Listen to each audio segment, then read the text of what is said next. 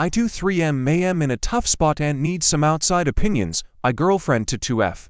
And I had a heated argument the other night that escalated quickly. It started over something small that turned into a big fight. In the middle of it, she went to the garage, grabbed a baseball bat, and swung it at me. She hit me in the ribs with full force, which broke a rib and really hurt.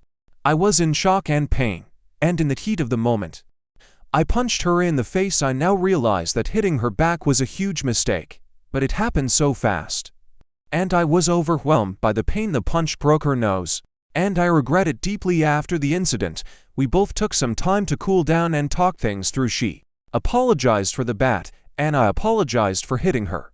Since then, some friends and family have cut me off entirely, while others are divided on whether I'm the asshole. Some people say I had no right to hit her back, while others believe she crossed a major line with the bat. We're both trying to work on our issues and improve our communication with counseling. So, AITA for punching my girlfriend after she hit me with a baseball bat. Stories number 2. My crush is trying to set me up with his friend not knowing I like him. I 1-8F have a crush on my econ desk mate, we'll call him, or he was nice and gentle, a soft soul. However, he would hint me to talk to his best friend, we'll call a, who I've known for years, though he claims he knows me for 7 years. We are all in the same school. A shows compassion differently, like by doing silly pranks, but never has he intended to hurt me. And never has. When we had our vaccines, I was sad cause I hated shots, but when I saw us sitting in front of me a few meters away, I didn't want to look weak, so I didn't make a fuss. When getting the shot, he watched my face get red as the nurse comforts me and the doctor puts a plaster on me. I sat next to him waiting till the teacher let us go. He wanted us to wait to see if we get a reaction to the vaccines. He told me about his greatest fear just to make me laugh.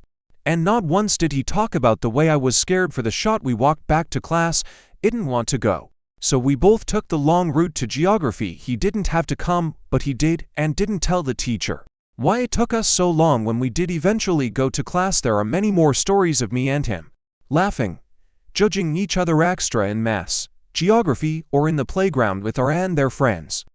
But that doesn't mean I like him romantically, as in my opinion his character is rough.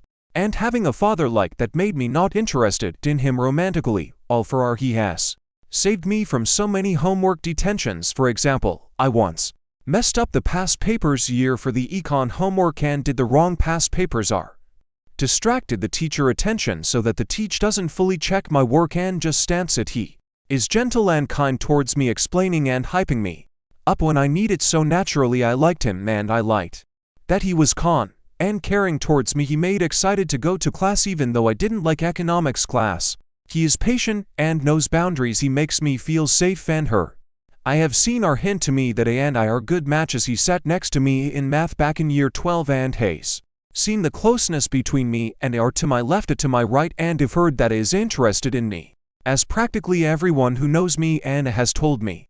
I ended up not telling my feelings at all. I remained as a friend to both of them, as I don't want to destroy a childhood friendship for a love triangle. Though after some thoughts, and as exams are complete, I see that I have a mere attraction to her, but I liked it the whole time. I just didn't realize it, as I have quite much grown up with him and having fun and letting him show his vulnerable side to me and letting him take care of me. Why couldn't not just that? But I cried in silence in year 11 when he said he was going to college instead of sixth form, and I cried in year 12 when he said that he was planning to switch to college, all under the assumption a good friend is leaving me. There is no point in wanting a relationship now, as I am going to uni and don't have either Bo's contacts.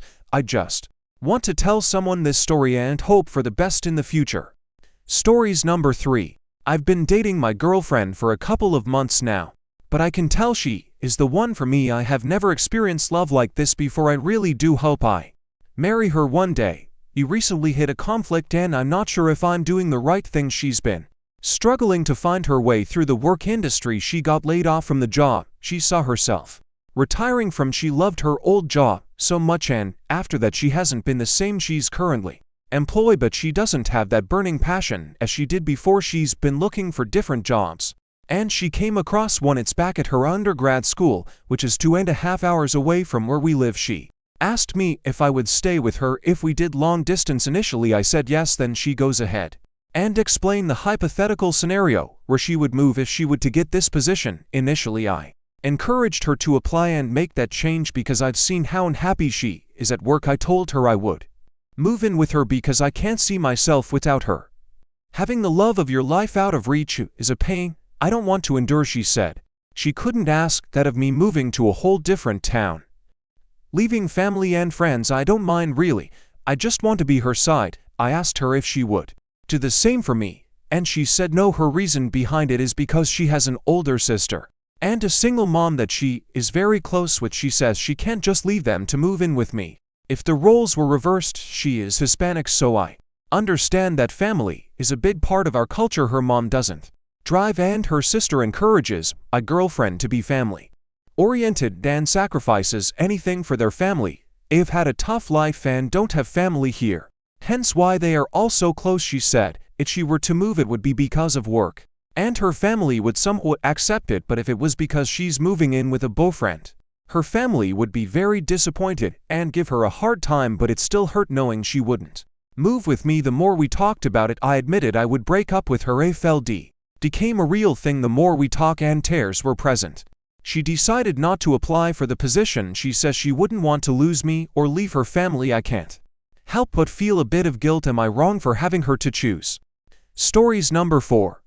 Kevin had always been fascinated by the sky. Clouds were his favorite. Had spent hours staring at them, convinced he saw shapes of animals and mythical creatures. His unique talent, or perhaps affliction, landed him a job as a weatherman, a decision that would forever alter the course of local meteorology. His first day on the job was met with much anticipation. People were curious to see how this cloud-obsessed individual would fare. Kevin, dressed in a colorful suit that clashed horribly with the backdrop, began his broadcast with a wide, toothy grin. "Good morning, folks. It's a beautiful day outside. The sky is it's there, and there are some things in it, white things, fluffy things. I think they're called clouds," he exclaimed, pointing enthusiastically at the sky. The studio audience exchanged puzzled glances. The meteorologist behind the scenes was having a panic attack. Kevin, oblivious to the chaos, continued, "Now, let's talk about rain. It's wet, very wet, and it falls from the sky sometimes, I think." As the broadcast progressed, Kevin's predictions became increasingly erratic. "Tomorrow, it will be either hot or cold, maybe windy or maybe not, depends on the clouds, you know." Despite his questionable weather forecasting skills, Kevin had an undeniable charm. People couldn't help but laugh at his antics. Soon, his broadcasts became a local sensation. He was even invited to weather conferences, where he would baffle seasoned meteorologists with his unique theories about cloud formations and the secret life of raindrops. Kevin may not have been the most accurate weatherman, but he brought joy to countless homes, and in a world full of serious news, sometimes a little bit of silly is all you need. Stories number 5. Me, female 28, my boyfriend male 28. So sorry if my English is bad. I live with my boyfriend. He makes way more money and I do, but I provided us with a house rent-free cause my parents left it to me. The bills are all paid by me, my car, gas, etc., and the groceries from whoever goes whenever we have time. He keeps asking me, how much money do you have? Where exactly did you spend it? And for example, I treated a friend who came from London $30 and he freaked out. He was like, why so much? He keeps saying he does it to take care of us. He wants to know how much we have, not only me. Why do I not ask him how much he has? Never, and it never crosses my mind. I feel like I am not understanding something right and he is the right one. But I can't help it. I keep feeling offended and I don't answer right away. For example, I got a coffee takeaway this week, and I feel bad that I did. He says he doesn't spend money to eat out or take a coffee to work. I am so confused. I feel like I actually am the a-hole, but I don't get exactly how to calm down and feel better. And the only thing I say when he asks is, why do you ask? And he gets mad and says I can't ask anything. Stories number 6. My boyfriend left me after I had our baby. My BF and I've been together for years, but we never got married because we are young, and I thought we just had plenty of time to plan a wedding. I was also getting happy thinking of the idea of our baby being the flower girl or flower boy at their parents' wedding. It's a WTW. I'm so hurt. We've been together since high school, and he said he felt suffocated being basically married. Since we both had to grow up fast after the pregnancy, we both work hard and we pay our due of the rent.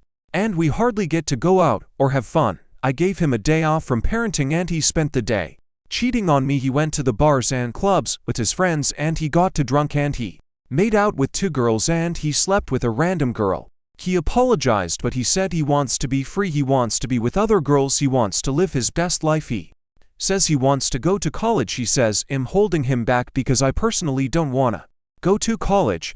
I wanna enroll in a trade and do cosmetology. I've really been into lashes and brows.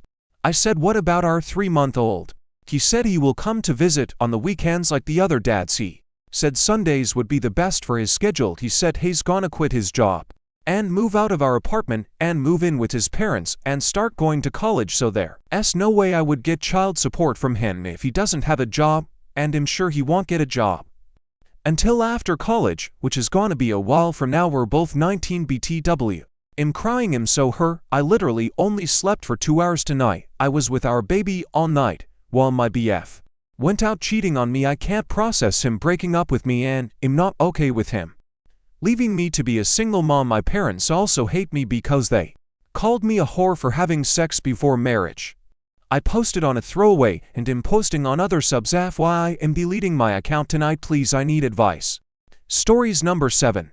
Well, I start being friends with my book classmate and we start talking and we found out that we play the same games and have the same interests, so we add each other on Discord and start to play together, chat and call. So my friend, let's name her Nadia. So when Nadia found out that I was friends with him, she made a Discord account and told me to tell him to add her. So I was just like, okay. I didn't realize that she wanted to get close to him, so I told him. He added her and we made a GC and started chatting. So a few days goes by and Nadia suddenly tells him that she cuts herself and does self-harm and showed him pics of her scars. And when she told me that she told him, I was like, girl, you just met him and why would you even tell him? And BTW, I did that too and I committed suicide 2 times and it didn't work and I never told anyone. Like, why she would tell him? Man, she's not that close to him. So after that I started noticing that Nadia was literally a pick-me and attention seeker. Like she would say to him and me, today I realized that I'm so ugly and nobody likes me. And I'm so fat, who would even like me? Like I would say to her, no you're not, and stuff like that. And BTW, I started to have feelings for him and told her, and Nadia started chatting with him even more and saying those pick-me things. And then I realized I should confess to her that she was a little pick-me. And YK, and Nadia just got mad at me and not talking to me like for 2 days, and then Nadia started talking with me again saying sorry and stuff, and I said, it's okay DW about it. And when she told me again that, oh my god, no one likes me, I'm such a pick-me fat girl, and I said, you are not, and she said, look who's talking, the one that told me that I was a pick-me. Then I didn't respond. Then 5 days went by and Nadia said sorry and I didn't respond, and then I blocked her on TikTok and she blocked me on Instagram and I blocked her everywhere after, and that was my story. So after that I realized that I shouldn't be friends with a girl who doesn't have friends. Stories number 8. Female loneliness sucks as much as male loneliness. A lot of people tend to misunderstand female loneliness from the idea that we're highly pursued sexually. Women don't want to be seen as sexual objects, nor loved as one. And we tend to be just as lonely as men. I'm 22 and have only been in one real relationship with a guy 2 months. And so far most things relationship-wise leave me feeling undesirable and unworthy. Just as much as other men feel in relationships. It's so frustrating to talk about this because as soon as you do, you're immediately hit with the okay but men would line up to sleep with you. Why in the world would any woman feel fulfilled from that? Being sexually desired is not the same as being loved. Edit. As someone who grew up hyper-isolated and only just started actively making more friends at 20, the friendship gap you guys are referring to does not exist. For me, as I'm literally in the same boat, what does exist is the excuses and denial you would rather put yourself through than acknowledge that the opposite gender does in fact get extremely lonely. Not everything is a competition that needs to be validated by who, as it were. Loneliness is not gendered. Thanks. That's the point of my post also. If you came to comment, at least you can be sexualized. You just fully proved my point. Edit. This is a rant post about my situation and inability to safely express it to others. Why all the comments are okay but men is beyond me. The title is about my constant invalidation. It's like him spelling this out piece by piece here sucks worse than. Stories number 9. Widow for leaving my 13Y relationship because my BF hasn't proposed yet. I 28F just had my birthday. My 27 meters BF gifted me a beautiful ring, but specified it wasn't a real engagement ring. When I told him he could propose with it, he became weird and silent. I have been trying to talk to him about marriage since we both turned 25, but at the time it was I am too young. At 26 I ask again, and it was we don't have the money. I always told him he could propose with a ring pop pen. I would be the happiest person in the world and that I didn't want a big wedding, just close friends and family, but he would always just laugh awkwardly or make jokes. Now I'm 28, we both have good jobs, are happy I think. So I'd what's up when I ask him. He said, and I quote, everyone that is married just end up divorced, so what? S the point at this point. I feel like I'm a placeholder and he is waiting for someone better to come along. When I discuss that, he always say, that's not true, but that doesn't reassure me. We even started looking at house and is serious about that, but now I can't anymore. I love him more than anything and don't want to lose him, but marriage is important to me and seeing everyone around me moving on with their life, like marriage, buying houses, having kids, even thought I don't want kids, is making me really bitter. I suggested couple counseling, which he refuses, saying it's a waste of money. I also refuse to give an ultimatum. He keeps saying it will happen, but I don't know anymore. This man is my world, that I don't know if I can sacrifice marriage without feeling resentment. It has already started, I believe so. Rated widow for leaving. I don't know what to do anymore. Edit to ADD. I feel like I worded this wrong. When he gifted me the ring, I joke about it being an engagement ring. He said this wasn't a real engagement ring and then got weird and silent. It's not a shut up ring. I have been looking at this ring for years and he promised he would get it for me one day. I feel he listened to me and got me the perfect birthday gift, not a shut up ring. Stories number 10. AITA for not wanting to attend my cousin's wedding after she married my ex who cheated on me with her, and now my family is mad at me. So, here's the deal. About 3 years ago, AITA 5F was in a serious relationship with my ex-boyfriend, Jake 27M. We were together for nearly 4 years, and I genuinely thought he was the one. We had even talked about getting married, but about a year before we broke up, I noticed that something was off. He was distant, often busy with work, and his phone was suddenly a no-go zone. After a while, I discovered that Jake was cheating on me with my cousin, Sarah to 3F.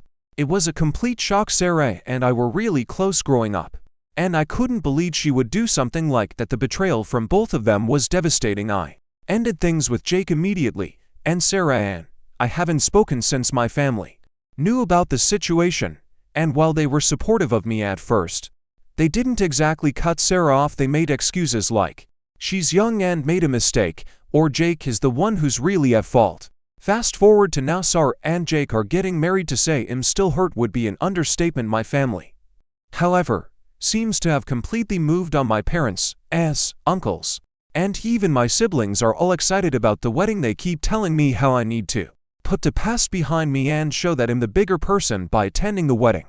I told them I'm not going. I don't want to sit there and watch the man who broke my heart marry my cousin, who betrayed me. It's too much. But now my family is furious with me, saying I'm being petty, selfish, and holding on to a grudge. They've been sending me guilt-trippy messages about how I'll regret missing a family event and how I need to grow up. They even tried to gaslight me by saying that it's not a big deal and people cheat, it happens. As if I'm overreacting. I'm honestly at my breaking point. Part of me wonders if they're right and if I should just go to keep the peace, but the other part of me feels like I deserve to protect my own well-being. So, AITA for not wanting to attend my cousin's wedding after she married my ex who cheated on me with her. Am I really being as selfish as my family says, or am I justified in not wanting to relive that trauma? Stories number 11. How do you live your life without love?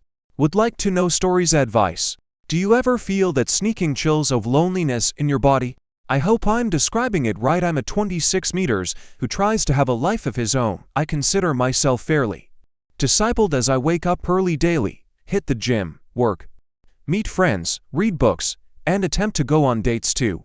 I've traveled a decent amount and I'm pursuing new hobbies currently. Overall, I'm doing enough in my life to grow individually and create value out of the time I have. However, there are moments during my days, usually when I'm taking a break and my mind is on rest mode or idle, I feel highly isolated and lonely also. There's something about me that makes people just not take any interest in me. I understand their feelings. I mean, if you're not interested, you're not interested. As a result though, I've come to realize the very real and sad possibility that I'll never have a partner who. Even typing this gives me those chills regardless. How do you deal with this? Have you managed to feel so complete by yourself that you don't care about finding someone or not? I'd like to know your stories. Stories number 12. Saw a guy get disemboweled in South Korean club. This is gonna be short true story. Was about 11 years ago in Gangnam, Seoul. I was in my early 20s, then never really was a club guy.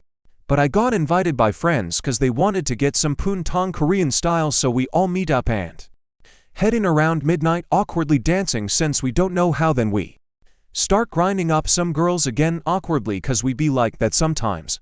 Then all of a sudden there's a commotion behind us, women screaming and men gasping. Everyone crowds around the situation, and as I get to the center I just see this guy laid out on the floor writhing. He was pretty much on the verge of passing out from shock. By the time we got to see him, his white shirt was drenched in blood, and his abdomen was sliced end to end pretty much with some of his guts sticking out. Not sure what weapon was used, whether knife or crack bottle. Apparently, according to some people giving info to the security, this was over some girl, which isn't surprising. Besides a few other things, what else do guys fight over in a club? Anyways, we all checked the news for a couple days after that, but nothing came of it, so we assumed he made it, but it was a pretty brutal scene overall. Edit. I didn't expect the use of the word poontang would be such a big deal. It was meant to lighten up the story. All I know is that it is slang for lady parts. Stories number 13. Got part of my medical balance sent to collections after major surgery. Hey guys. So around Feb I went into the due to menstrual bleeding for over 6 months. Surprise. They found a large 10-pound tumor on my fallopian tube. I had to have surgery the following month. During the surgery, they had to do an emergency self-injectomy removal of my fallopian tube. The tumor was benign after being sent to the pathologist, and luckily I'm all good and healthy now. They sent me the bill in late April for around $8,000 after insurance, which really isn't that much when you truly think about the amount of surgery and tests I had to go under at the but it's still a lot for a college student who had a surprise tumor and had to take off work for a month to rest. I haven't had the money to pay for it and have been trying to talk with my hospital to make up a delayed payment method. Randomly got a notice today saying they sent a portion of my debt to a collector's on my credit to get ripped at. Due to this, I just hate that how helpless I feel, and I have no idea what to do. Any advice? I don't meet the requirements for a portion to be taken off with financial help. Due to my annual income being too high, I make $45,000 a year but also have a mortgage, school, etc. Thanks for any advice. Stories number 14. What is it like to be old? First of all, I really hope I'm not being rude or insensitive. I'm just asking genuinely. So I'm talking about 40 50ths, 60 70ths, 80 90ths years old. What is it like?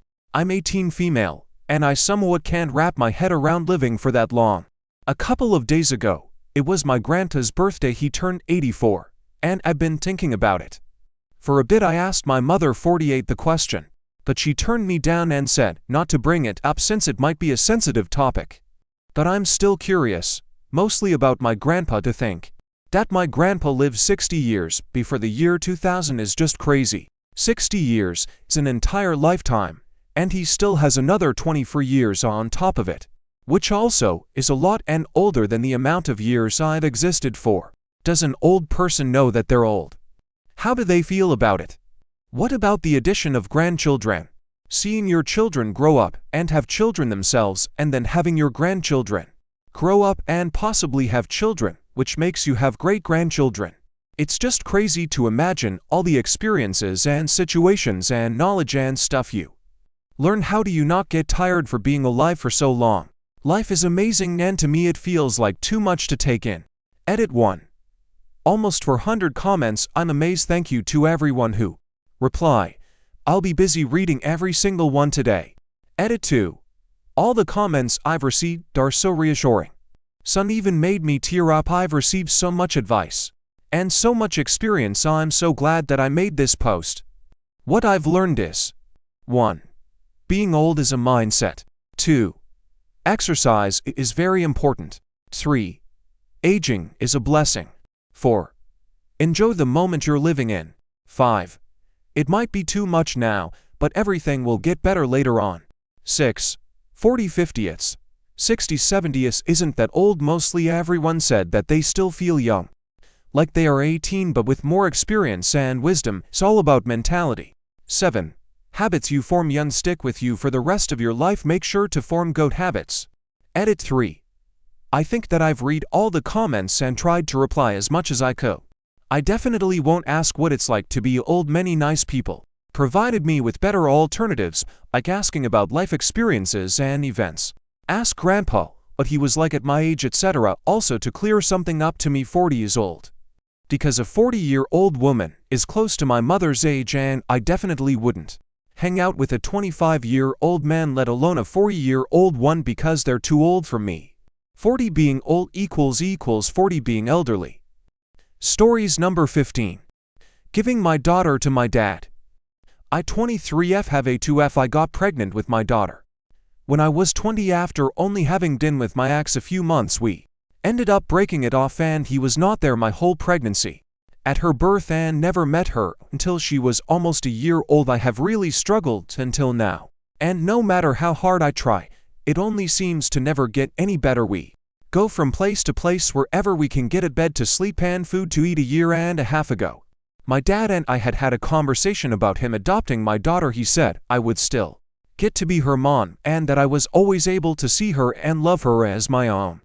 I was honestly furious that he would even suggest that, and looked down on the idea of ever doing that, because it made me feel weak, and like that means I'm a deadbeat. I struggle with untreated manic bipolar disorder and depression, and it's really thrown my life in shambles. I'm at a point now where I feel like I am not the best person for my daughter to have taken care of her. I've always wanted the best for my daughter. I want her to have a roof over her head, food in her belly, etc. And I feel as though I can't do that right now. I still wouldn't consider putting her up for adoption, because I want so desperately to be her mom. I want to provide a happy life for her. I want to be someone she can depend on, and I would be absolutely lost without her. So recently I'd been in deep thought about giving my father temporary custody of my daughter until I can pull myself up on my feet and give her the life she deserves. I need to heal and work hard to give her everything she needs and wants out of life. Would I be or a deadbeat for doing that?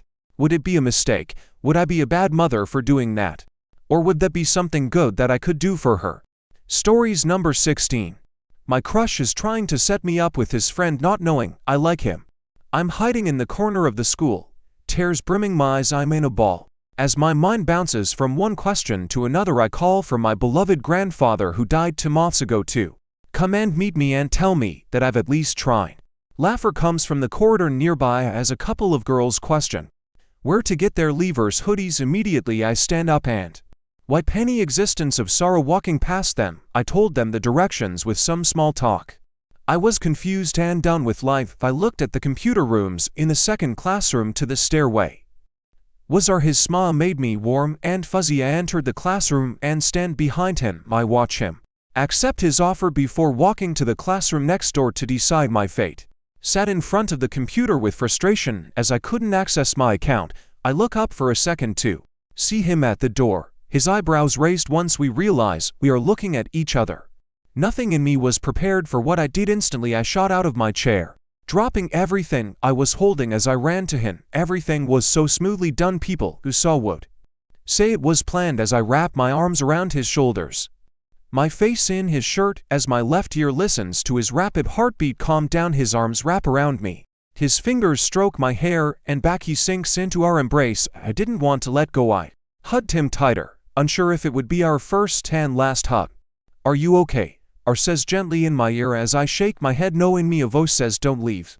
Don't leave without me." Tears running down my face as I continued to hold on to him. "It's okay. I'm here." His words made me sob hard. Teachers watch us with no heart to split us. but my head teacher had other plans. Mr. H said, as he snapped us out of our embrace. As I was comforted that I did well in my exams by her and other teachers, but in me I just wanted to tell him that I like him a lot. Stories number 17. I 28F found out my husband to 9M has been telling his coworkers that I'm his sister. What do I do? Throwaway account because I don't use or understand Reddit. But I really need advice from someone not connected to me or my husband. My husband, I'll call him Josh, and I have been together for 6 years, married for 4. And we don't have kids. We have a really healthy and communicative relationship. We're both pretty easygoing and I really love him. He started working at a large accounting firm about 3 years ago. And from what he tells me, he loves it there. He's made a lot of friends through his job, and he goes out with them for drinks and social events quite often. And I've been totally okay with that. I'm quite introverted, so I've never been interested in meeting his colleagues or work friends. Nor have I asked to. I've got my own circle of friends and I'm fine with us having separate friend groups. After what happened yesterday, it only just occurred to me that he has never actually asked me if I'd like to meet any of them or go to one of his work events. I guess that's important context. Anyway, I'll start with what happened a few months ago that I had brushed off until now. I was at a bar with some friends for a couple of Friday after work drinks, and a guy approached me. He was there with some friends, too. He looked slightly familiar, but I hadn't met him before. He seemed friendly enough, and he asked me my name, right? I think I must have just given him a confused look, because he followed up with, I'm Jake, I work with Josh. I realized that I recognized him from some photos on my husband's phone. I don't use social media, except for a private Instagram, so I'm not sure if he posted the photos anywhere. But we've got a very trusting relationship, so I look in his photos sometimes.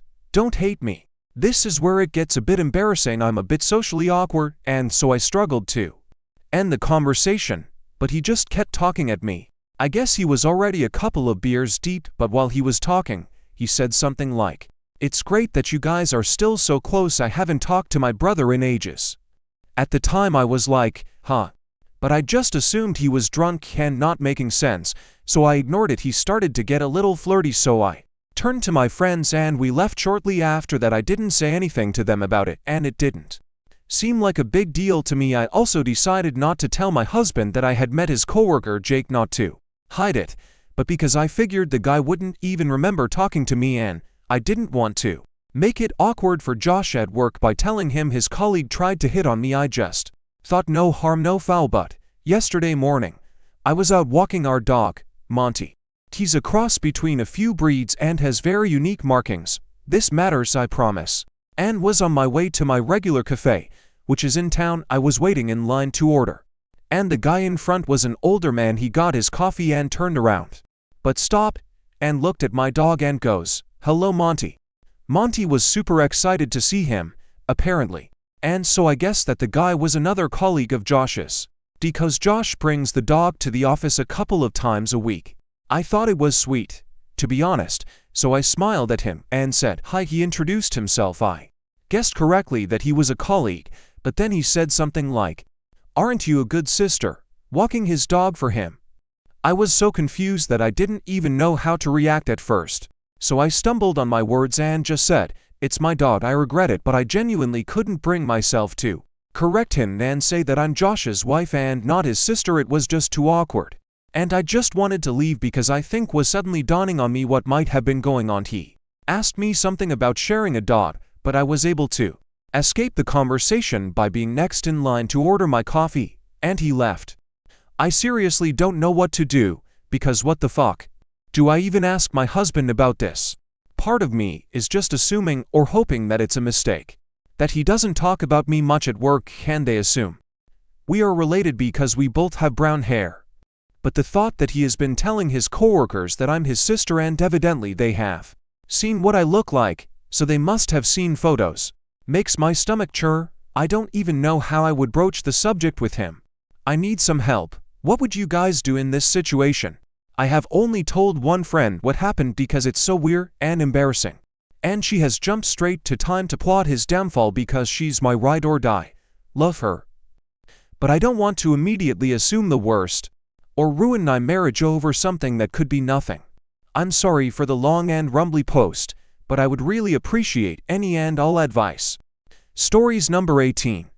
AITA for excluding my autistic stepdaughter from my daughter's birthday party.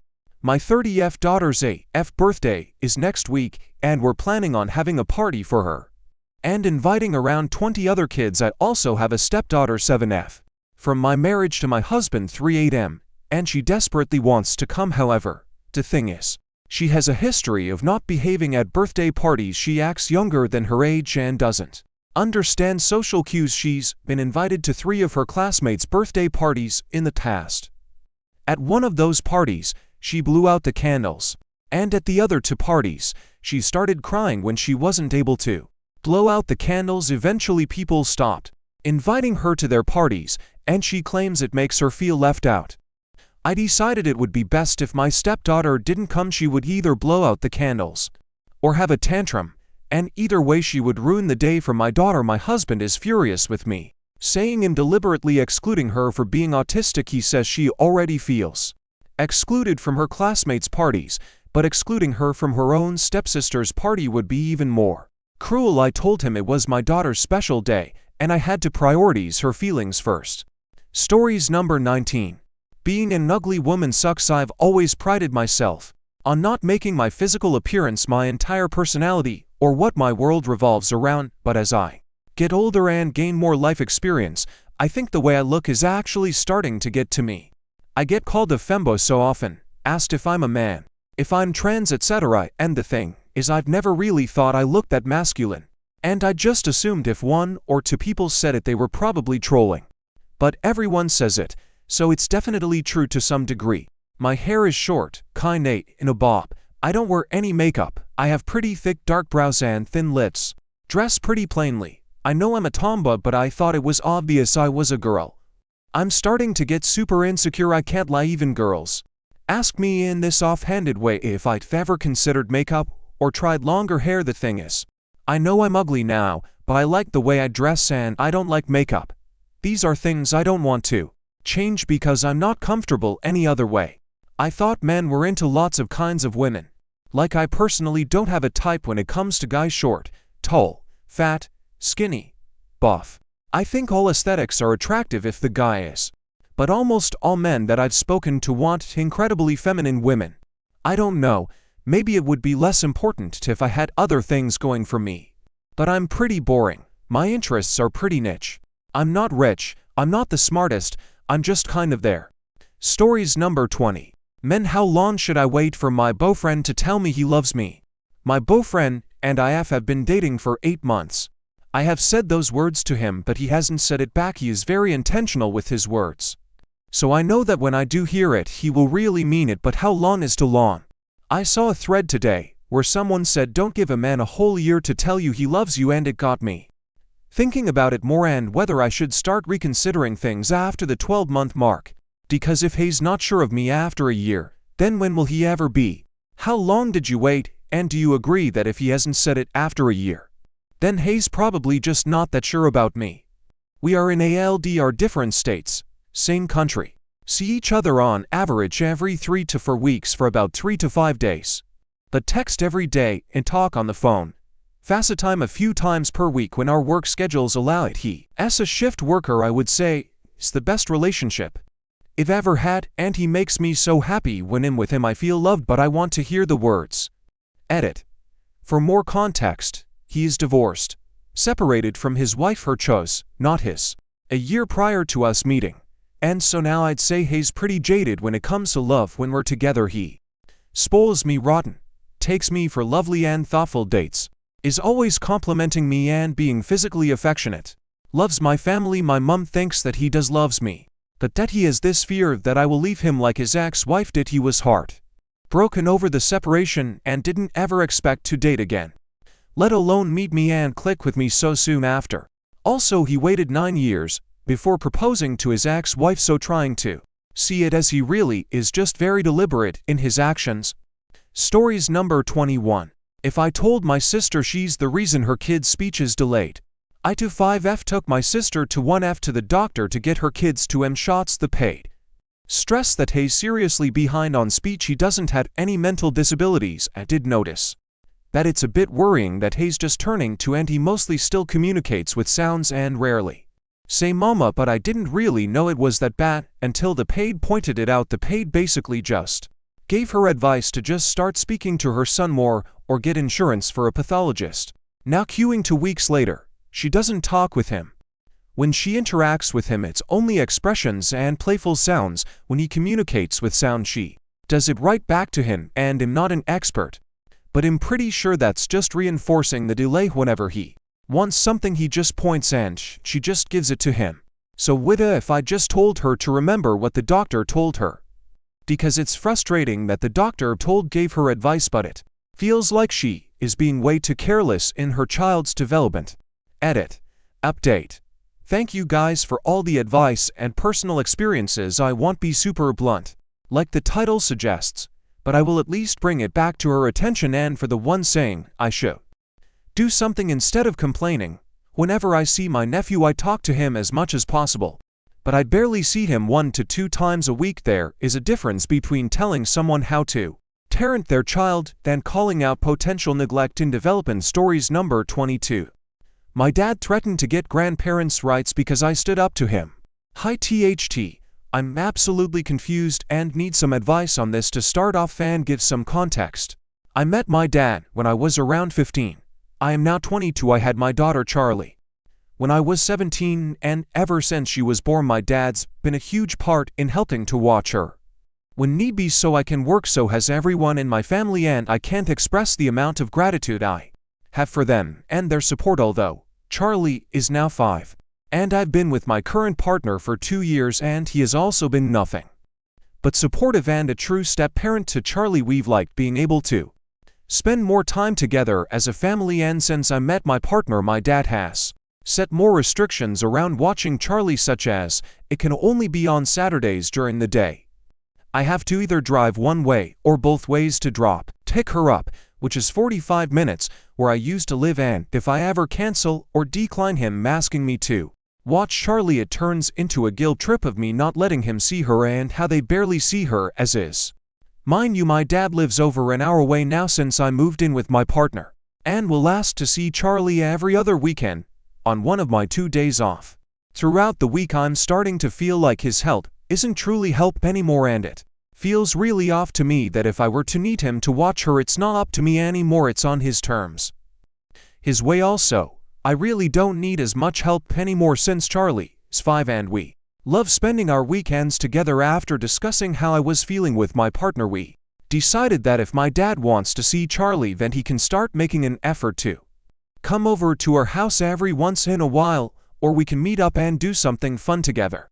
And as I finally built up some courage and tried telling my dad that, he blew up. He started saying that it's unhealthy for Charlie to not see him as much, and that he's been a huge part in her life since she was a baby. He also went on to say how I'm trying to keep her from him, and that it's ridiculous if I can't take one weekend each month to go up and see him. All of this made me feel very uncomfortable, but I didn't want to let go of how I felt, so I told him how I'm the parent to Charlie, and what I say goes with her and my life. I can't be expected to drop her off and drive 2 hours as often as he was really requesting, and this is when he said something completely outrageous. Well, I'm her grandparent, and whenever I want to, I can go and get my grandparents' rights and see her whenever I want, which was when I called him out, told him that was insane to even mention, and hung up the call. We haven't spoken since I'd been told to let it go and not bring it up again, and if he ever tries to ask to see Charlie, that I just continue to suggest that he's more than welcome to come over here. I think that's the right move, but at the same time, I don't know if I can get past this and keep a bond with my dad. My brother, who's 32, has no contact with my dad due to his behavior, and I'm wondering if I'd be better to do the same. Stories number 23. I was stuck in the elevator with a couple who weren't so slick about their behavior. First of all, are people forgetting basic human decency? I was literally inside the elevator, sharing the same space with a couple, just wanting to finally be reunited with my bed after grocery shopping, but no. They really had to ruin my peaceful day. That couple wasn't being slick. I was standing in front of the floor buttons when I caught them being all touchy with each other from my peripheral view. The man's body was pressed up behind the woman's body. They were practically glued to each other. I even heard the zipper of who knows whose pants being pulled down. When I thought they'd finally feel some shame about it, they still continued what they were doing. If I had known what was coming a few hours later, I would have stayed home. They were giggling, moaning, and trying to whisper dirty talk, but it was so loud. I really hope next time they try not to traumatize someone with their indecency in a public space. It ended up being one of the worst experiences of my life. Stories number 24. My spoiled golden child sister emptied the family bank and blamed it on me. Me 23-year-old, call me Chen, and my golden child sister, let's just call her Lena. When I was first born, my parents treated me like a normal child. When I was 10 years old, my parents went to the hospital, leaving me in the house alone. I was there dormant in my bed just reading books until my parents came back with my baby sister. My dad said, "Son, meet your baby sister. Your mom almost didn't have it, but luckily she survived." I am happy to meet my sister, few years later and now 13, and my sister is recently 6. She started pranking me, teasing me, punching me, and knowing me everything you think of on a stupid 6-year-old. One time she pranked me by telling me to look back. I didn't look back until boom, she splashed water on me. Since I was sitting on a stairs, the water on the floor started spreading, dripping everywhere. When my parents came back, she blamed it on me. She said brother sprayed water on himself. Now he's gonna blame it on me, on a cute little girl's voice. They grounded me for a week. Few months later, it was my birthday, but sad thing is my parents didn't buy a cake, gifts, but just a regular book. But since my sister also got her birthday, now she's 7, they take her to England. We live on America. Had her birthday on the fanciest restaurant ever, but I was at home bored reading books. I have no gadgets. One day later, after they are still on England, my friend gifted me a book from H.G. Wells, The War of the Worlds novel. I was intrigued reading it, and reading it started thinking what the tripods look like. But when my parents came back 9 hours later and I was sleeping, my sister gathered all my books and put in on the microwave. She set it on 13 hours 23 minutes and 10 seconds. After 2 hours the microwave exploded and burning. My spoiled sister just said blah blah blah, it's my brother blah blah, and I was kicked out of my home.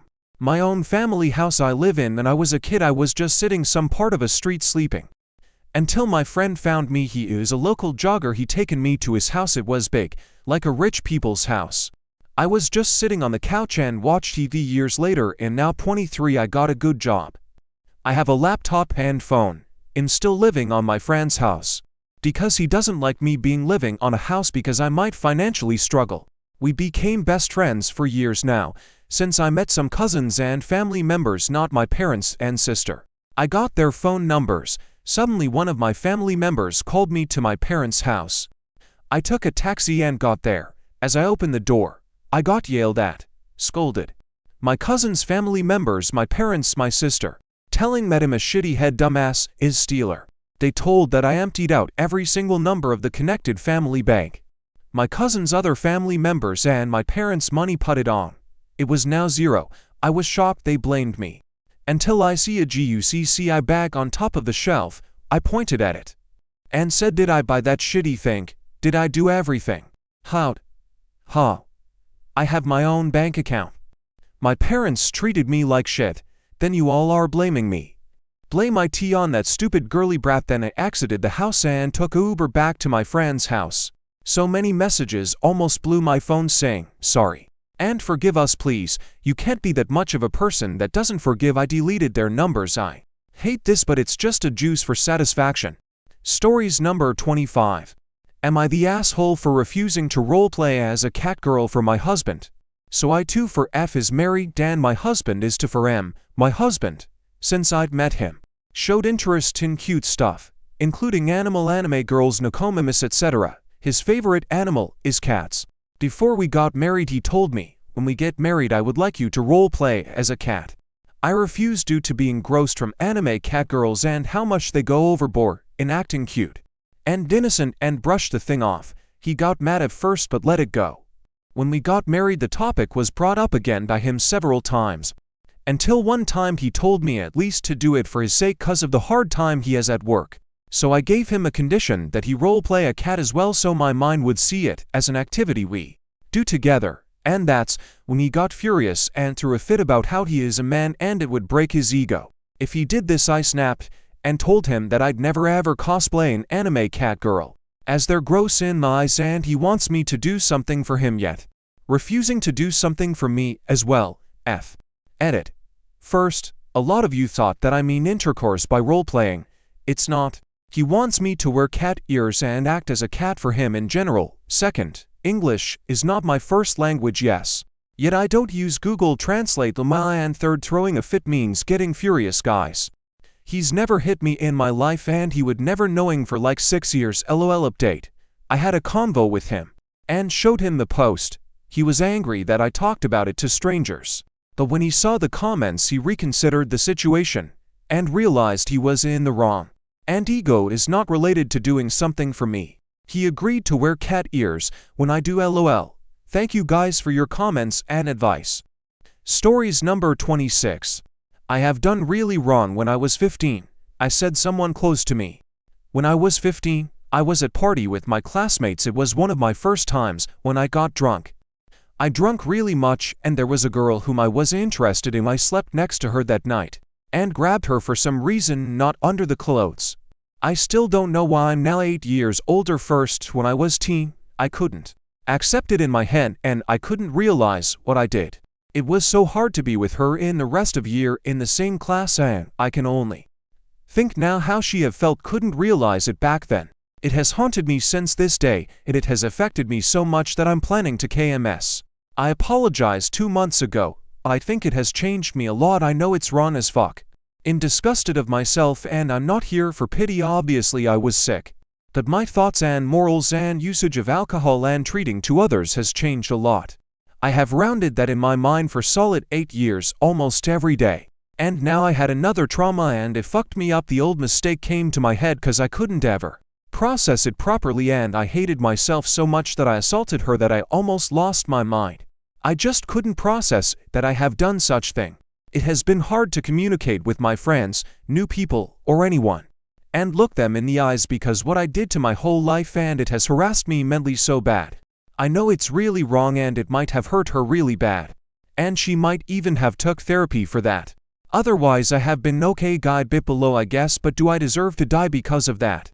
It really changed me. The one dirty stupid mistake made me mentally unstable. Affected to every of my friendships and family, job, and other things. It has been hard for me to make my identity because of it even without realizing it. I guess I got my karma, but is this little much? Why think, guys? Stories number 27. Encountering a wedding procession at midnight. Walking frequently by the river will inevitably lead to wet shoes. And often walking the night road might increase the chance of encountering a ghost. John Shaokine was a carpenter, inheriting a genuine craft passed down through generations. Whenever someone in the 10 miles and 8 villages needed furniture or anything like that, they would come to him. Being from the same countryside, Shaokine didn't charge much, and for small carpentry jobs that were easy, he would often do it for free. Because of this, Shaokine was quite well regarded in the area. His relationships were excellent whether it was adults or children. Many might not know who their village head was, but everyone knew John Shaokine. People's hearts are tender if you treat them poorly. They may hold a grudge against you for a lifetime. However, if you treat them well over time, they will often feel guilty and find ways to repay you. Shaokine treated everyone well, and naturally, they wanted to do something in return for him. Unfortunately, Shaokine really didn't have any areas in which he needed help. Relying on his unique skills, he lived a carefree life with no worries about food or drink. And being alone meant he had no burdens. There was simply no opportunity for others to do anything for him. One day, after repairing a window frame for an elderly villager, Shaokine chatted and learned that he was nearing 30 years old. A man at 30 should already be starting a family, yet Shaokine was still single. This was precisely where everyone could help him. Thus, in the villages surrounding Shaokine's home, a silent war began regarding his lifelong matters, unbeknownst to him. While good things should be shared, no one is willing to share their husband or wife. Because of Shaokine's exceptional qualities, everyone wanted to introduce their daughters to him. But Shaokine was the only one.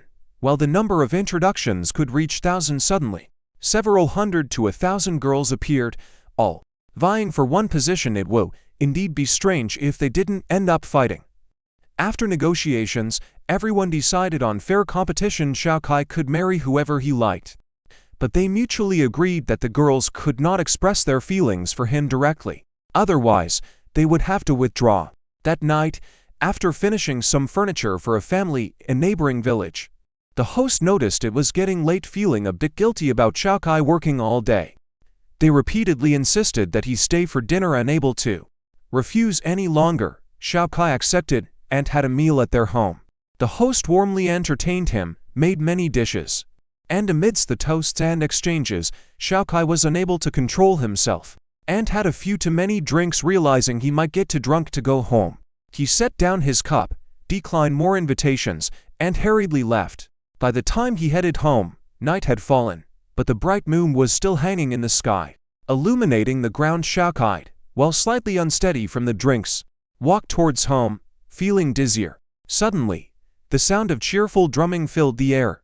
Vibrant and festive, the sound grew closer, and soon Xiao Kai found himself facing a long wedding procession. The people in the parade were all dressed in red, with drummers playing music in front and behind. Young fairy-like women carried flower baskets, scattering beautiful rose petals along the path. On one of the horse-drawn carriages, a small canopy decorated with bright red ribbons was visible, with sheer red curtains hanging all around as the night breeze blew gently. The curtains lifted to reveal a girl sitting on a soft couch inside. Perhaps too much fabric went into the canopy and drapes, making her clothing appear rather thin, exposing much of her skin while barely covering key parts with small red cloths. Adorned with splendid golden jewelry, she looked extraordinarily enchanting. Seeing such a girl, many men would become dizzy, let alone Xiao Kai, who was nearing 30 and still single. Xiao Kai was captivated by the beauty on the carriage, standing there transfixed until the procession reached him. If it had been any other procession, they might have thought Xiao Kai was being troublesome, and would have sent him away, possibly even beaten him.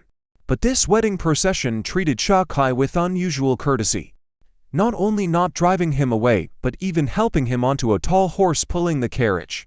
Sitting on the horse, looking at the big red flower on his chest, Xiao Kai suddenly awoke from his daze.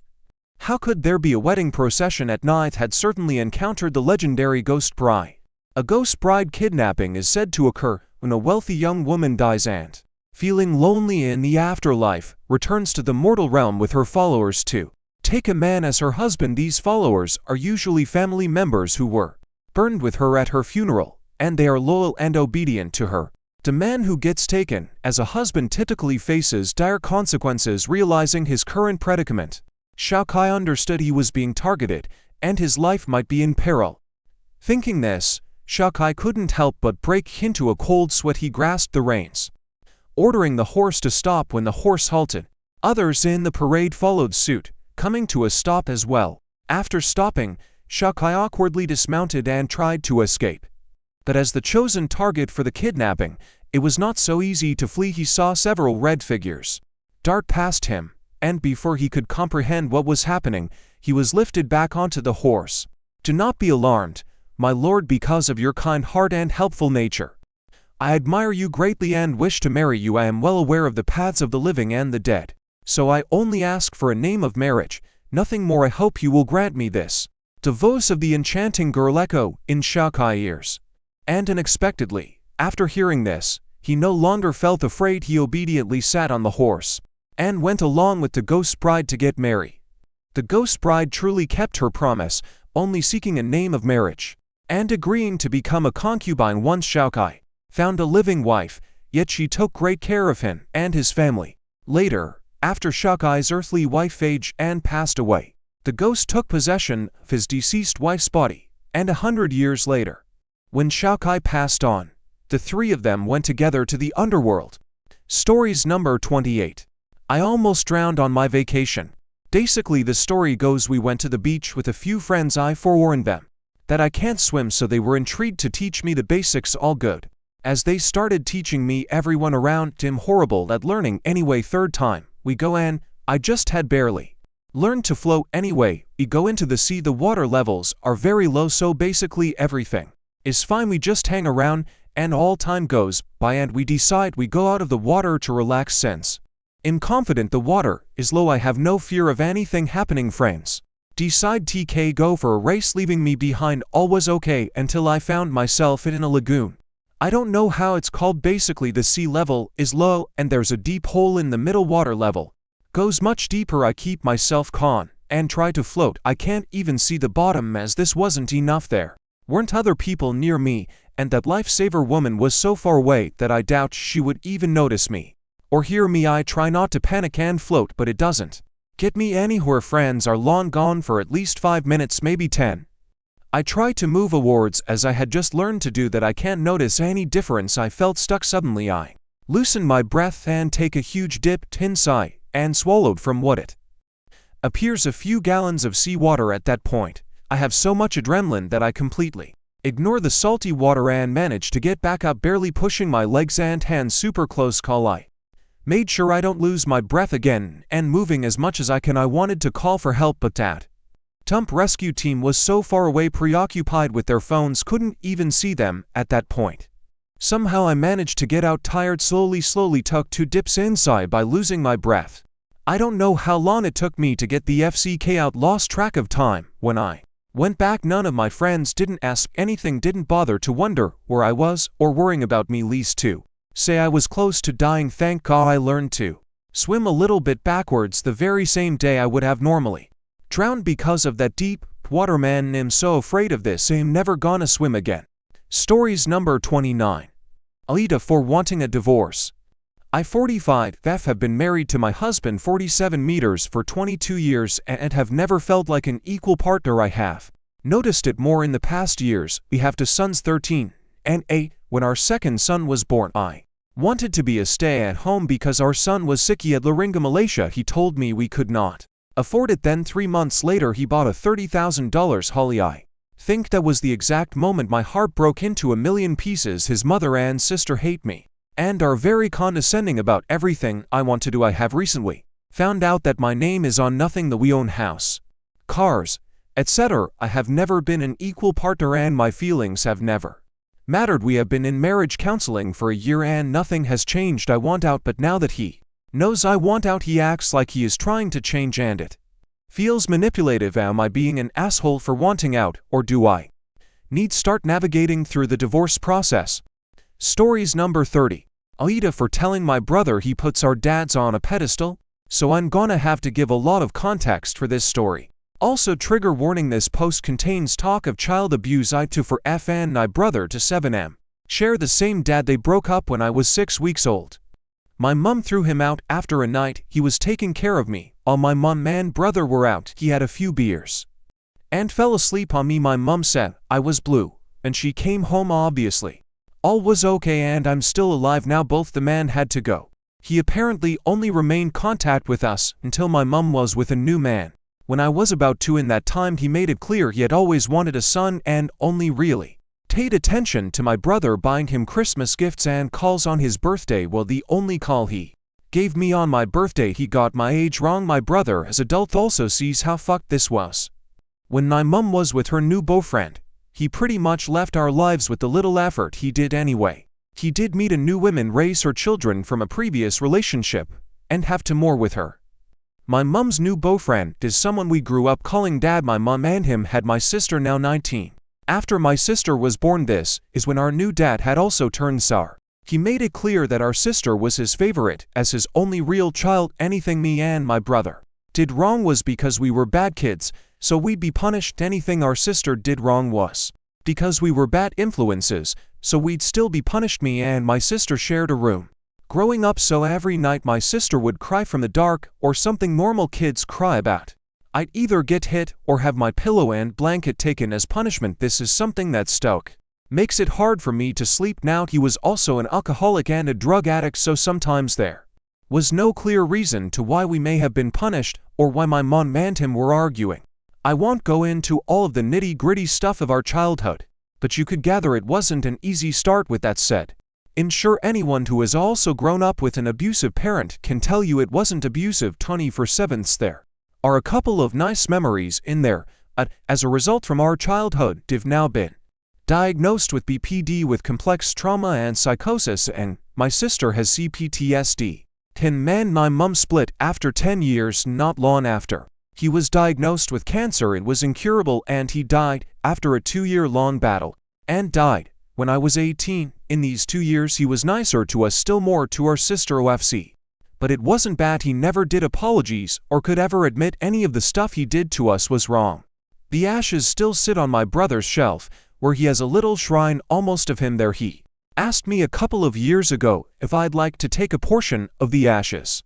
Kindly declined. My brother couldn't understand why I wouldn't want them. I said, I don't want to act like the man was a saint, just Josse's dead now. My brother got into a little disagreement with me about this. In this discussion he learned some key points in my childhood our dad had done that I guess never affected him growing up, as he was a boy and I was a girl. Now here is where the story has more relevance. My brother is getting married in 2 years.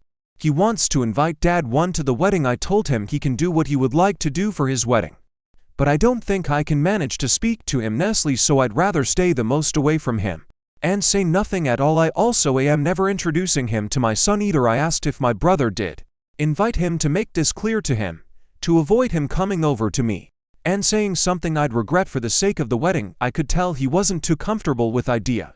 He asked if he thought I could civil to him at least. I said, if he does approach me I will just ignore him or walk away. I do not wish to speak with him at all. In this conversation I had learned that my brother had remained some kind of relationship with our dad. Well, he cannot even respond to my messages about help with an Irish passport. My bio dad is Irish and we live in England. I told him that's even more reason why I would not like to see him. He said, I can't believe you wouldn't go to the effort to play nice on my wedding day. I said, I can't believe you put our dads on a pedestal like you some daddy issues almost. He told me that I was being bitch and unfair to them. I said, if I'm a bitch and an unfair person, I know who I learned it from. We've not spoken really after this.